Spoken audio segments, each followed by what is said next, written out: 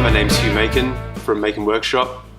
Just finishing my piece of furniture here and deciding which type of wax to put on there. As you can see, there's quite a range. There's liquid polishes, liquid waxes, chopping board oil, hard waxes, creams, soft waxes. No doubt you're daunted, just like I am. So let's talk about that.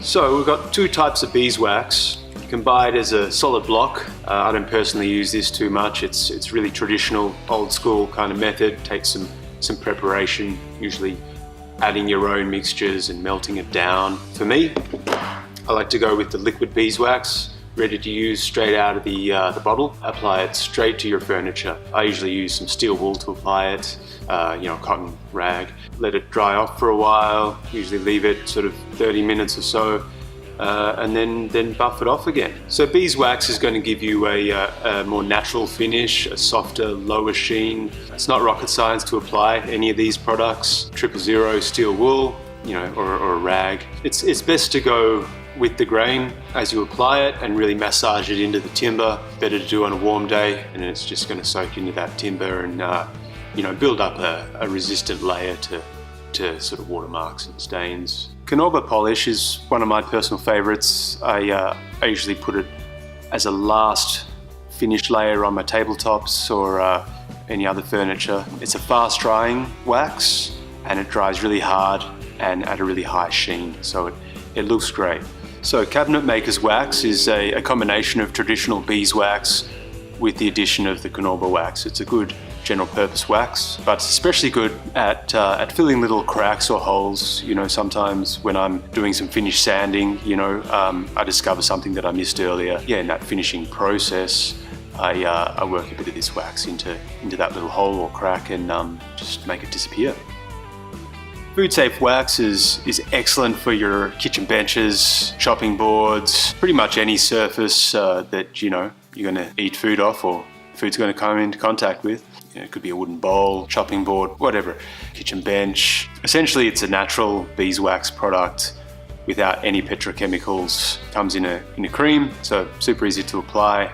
So if you're making a lot of chopping boards, Gillies have a chopping board oil. It's a citrus oil, but also for maintaining your chopping boards. You can give one of these to your clients, and let them know how to maintain and nourish their chopping boards. So a lot of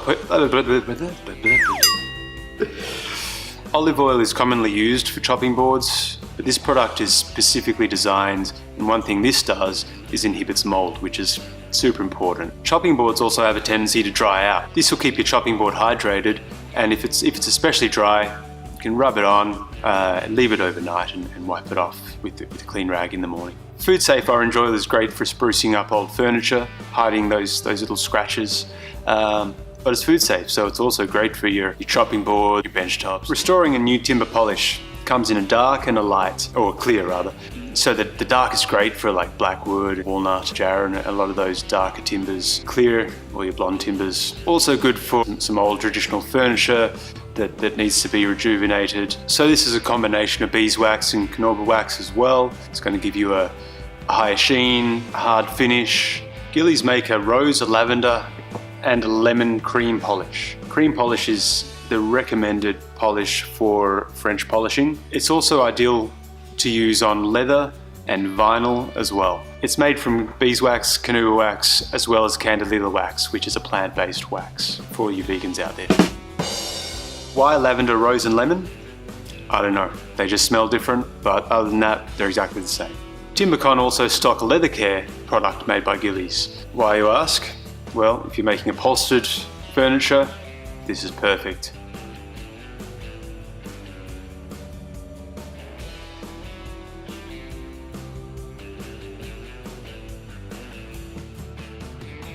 Here we have a trio of chopping board oils. We've got an orange oil, lemon oil, and a citrus and beeswax. They're great for rejuvenating your chopping boards, and they're also mold resistant, which is perfect.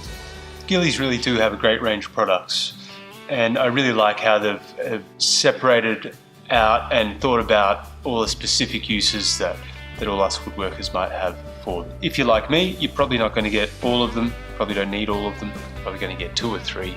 For me, I'm already using this guy a lot, the Knorber polish. It's sort of my go-to, this guy as well. And I do a lot of stuff with blackwood, so it's good to have a dark polish as well for the dark timbers. Yeah, so for me, I have a pretty high turnover, and I need something fast and effective. So I often finish a lot of my tables and furniture with varnish, and then for that icing on the cake, I often use a Knorber wax over the top of that. And the clients really love it. It smells great. It gives it that extra high sheen and sort of handmade finished quality that most people are looking for. Another thing I like to do is once I've finished a piece, that last application of wax can just actually take a little bit of the gloss or the sheen off and soften it. And it's just on the subtle level, it gives it more of a natural finish and just brings out the character of the timber. Gilly Stephenson's waxes and polishes are available at both Timbecon stores in Perth and Melbourne, or visit the website at timbecon.com.au.